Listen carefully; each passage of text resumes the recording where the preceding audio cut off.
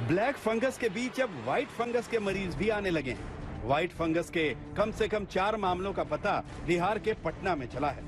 हालांकि अभी भी व्हाइट फंगस को लेकर ज्यादा जानकारी मौजूद नहीं है, जैसे कि इसका सबूत नहीं है कि व्हाइट फंगस का संक्रमण अन्य राज्यों में भी फैल रहा है या नहीं। ना ही ये पता चल पाया है कि आखिर इस नए संक्रमण को क्या खतरनाक बनाता है। कहीं कहीं पे एक वाइट फंगस भी लोग बोल रहे हैं, कुछ लोग रिपोर्ट कर रहे हैं। Most probably that is Candida की बात कर रहे हैं। कैंडिडा पहले भी होता था।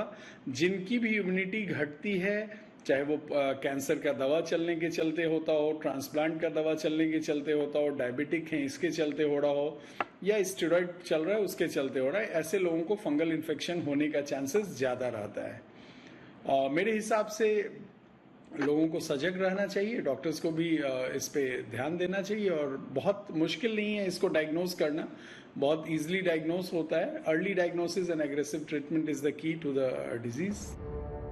अभी तक ब्लैक फंगस और व्हाइट फंगस के बीच जो अंतर पता चला है वो ये है कि ब्लैक फंगस अब तक कोरोना के उन मरीजों में पाया गया है जिनको बहुत ज्यादा स्टेरॉइड दिए गए, जबकि व्हाइट फंगस के केस उन मरीजों में भी संभव हैं जिन्हें कोरोना नहीं हुआ।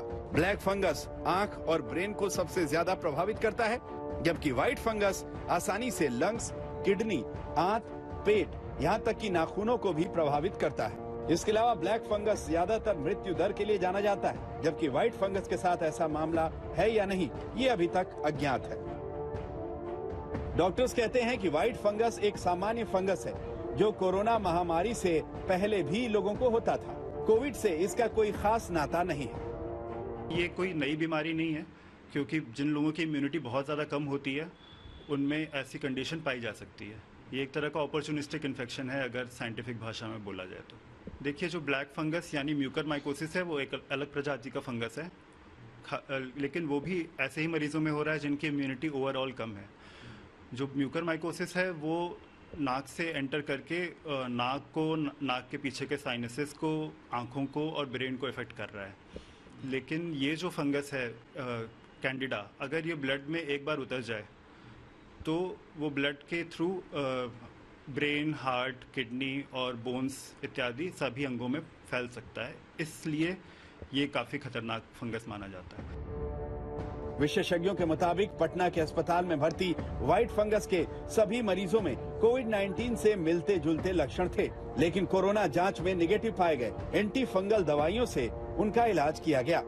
मेडिकल एक्सपर्ट्स ने सुझाव दिया है कि जिस तरह कोविड-19 के गंभीर मामलों में अतिरिक्त स्कैन की आवश्यकता होती है, उसी तरह व्हाइट फंगल संक्रमण का पता लगाने के लिए HRCT स्कैन परीक्षण की भी आवश्यकता होती है। ये इन्फेक्शन भी जानलेवा है अगर वो सिस्टेमिकली प्रेजेंट है, यानी कि ब्लड में प्रेजेंट है या फिर हमारे ऑर्गन्स जैसे कि लंग में प्रेजेंट है। ये इन्फेक्शन जो है, इसको लगने वाली दवाइयां थोड़ी अलग है। इसके लिए फ्लुकनाजोल दिया जाता है या वोरिकनाजोल दिया जाता है। ये बीमारी को व्हाइट बोला जाता है बिकॉज इसमें व्हाइट कलर का मेम्ब्रेन फॉर्म होता है कैंडिडा के कारण, या फिर व्हाइट कलर का ग्रोथ देखा जाता है जब हम उसको माइक्रोबायोलॉजी में देखते हैं, डिटेक्ट करने के लिए टेस्ट करते हैं। ये ब्लैक फंगस से क्यों अलग है? क्योंकि इसका तो एक तो है कि ये इन्फेक्शन कहीं पे भी हो सकता है just like black fungus, but इसको लगने वाली ट्रीटमेंट अलग है।